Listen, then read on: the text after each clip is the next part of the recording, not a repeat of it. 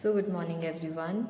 This is my next video regarding the topic nutrition in animals.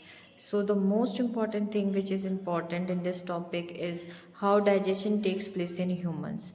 First thing that we have to study which component is digested in mouth. For example, carbohydrate.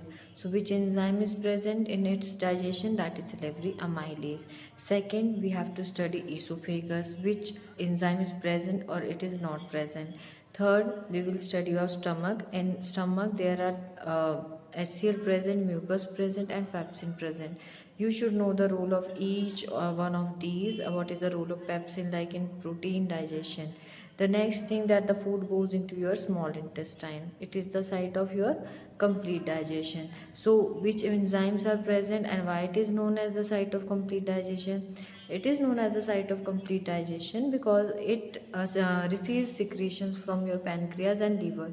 Now you have to know which enzymes are present in your pancreas, like pancreatic juices are present, trypsin is present, lipase is present.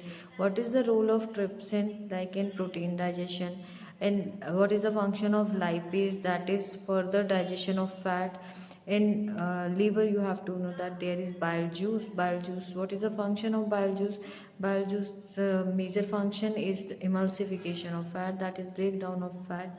And all the components get digested in small intestine, that is why it is known as the site of complete digestion. The next thing you should know about that is large intestine. In large intestine, mainly water reabsorption takes place and it is get expelled with the help of NS. So there is one activity that is related to it. It is very important.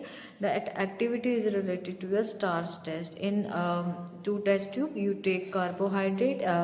In one, you just put your saliva. In second, you don't put any saliva. So it will be iodine test. So, based on the test, you will know that in the case of saliva, there will be no carbohydrate digestion. There will be, sorry, no iodine test as carbohydrate has already been digested. That's all for today. Thank you.